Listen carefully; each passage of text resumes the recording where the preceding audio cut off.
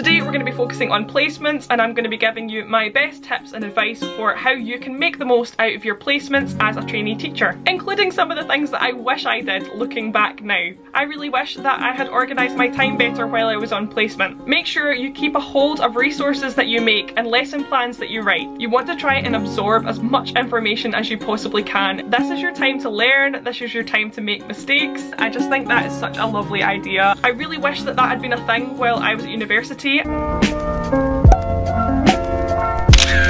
everyone, welcome to my YouTube channel. My name is Jen, otherwise known as Miss Ross, and I am a Scottish primary teacher. Today's video is a little bit of a part 2 to a video that I previously uploaded called Tips for Starting a Primary Teaching Degree at Uni.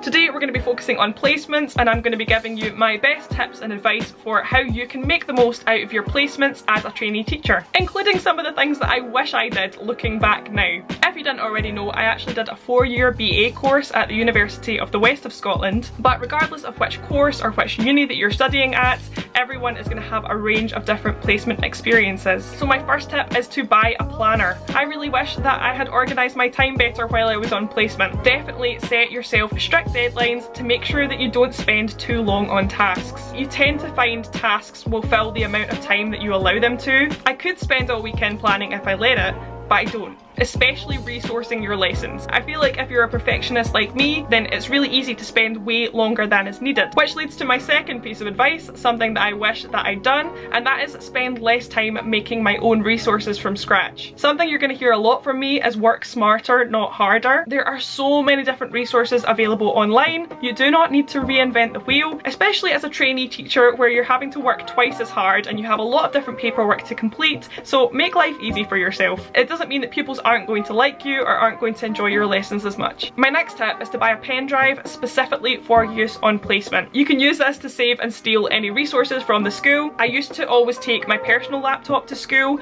but it's always good to have a pen drive so that you can move between your own laptop and the school computer if you're using that at all. I would really recommend, if possible, if your mentor allows for it, to take all of your resources into school to print and photocopy rather than printing out your own resources, and it's just meant that I've not had to spend so much money on printer ink. Where you can, try and use the resources available to you in the school. My next tip is to keep a placement diary or a blog. During your time on placement, you are there to learn. You want to try and absorb as much information as you possibly can in the short time that you're there, and that's really going to help you to work out the type of teacher you want to be. I remember my first day as an NQT, stepping into my classroom for the first time and just thinking, where do I start? Sometimes I look back on my university placements and I wish I'd taken more notes. Really try and observe how they set up their classroom, what their daily routines are. See if you can get as many different copies of things like the forward planning and the weekly timetables. Definitely try and keep note of resources that the school uses and the different schemes that they use. Things like White Rose Maths, Talk for Writing. What do they use to teach phonics? What classroom management strategies does your teacher use? And try and familiarise yourself with these things, because that's going to help you in future placements,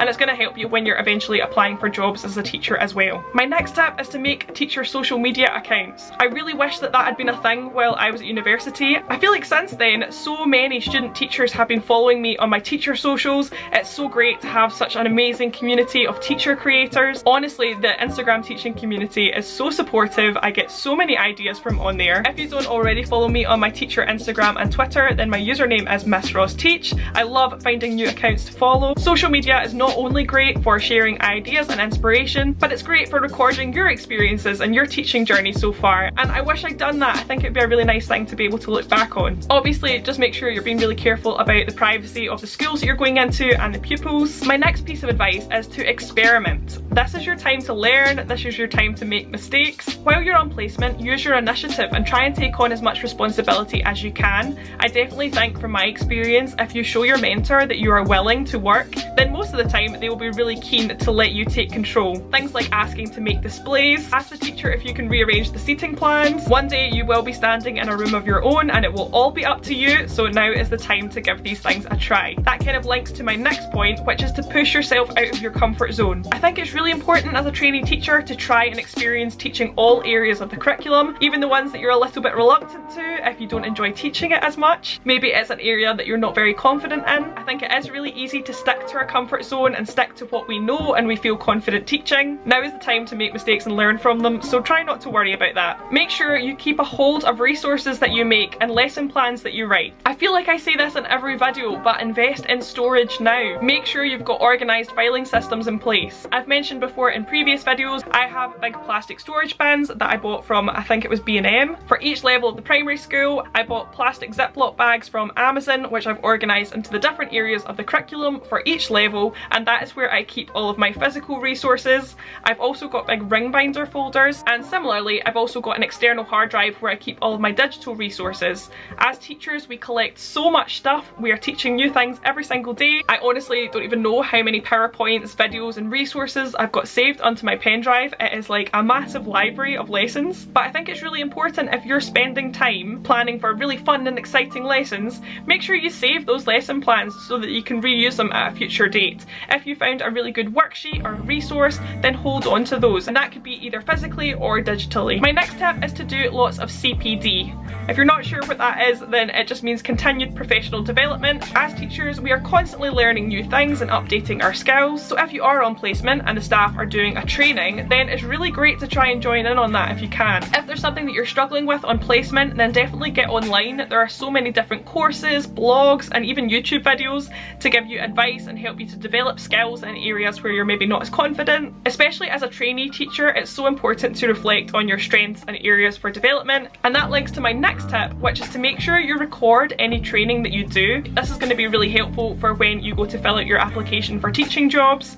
And it's also good practice to get into because it is an expectation further on throughout your teaching career as well. Something else that I've seen from Instagram, which I think is a lovely thing to do as a student teacher, is to start a scrapbook and to keep all of your memories in it. If a kid does a drawing or you receive a card, then you can stick them all into your scrapbook and have different pages for some of the different schools that you've worked in. You could also stick some photos in from your time on that placement. I just think that is such a lovely idea and something that I really wish I'd done from the very start of my teaching career. And my final tip is networking. It is so important to build positive relationships, not only with your colleagues in the school, but if there is a visitor that's coming into the school, it's really good to get to know people in the local community. You never know when you might be applying for a job in that area again. As a teacher, it's great to have contacts, especially if you're wanting people to come in and speak to your class, or if you're wanting to arrange a trip or an activity. Make note of all of these things, keep in touch with these people. I'd especially say try and keep in touch with your mentors, because you never know when you might be applying for a job in that school again, or if you want to reach out and ask them about something. I feel like life is really all about who you know.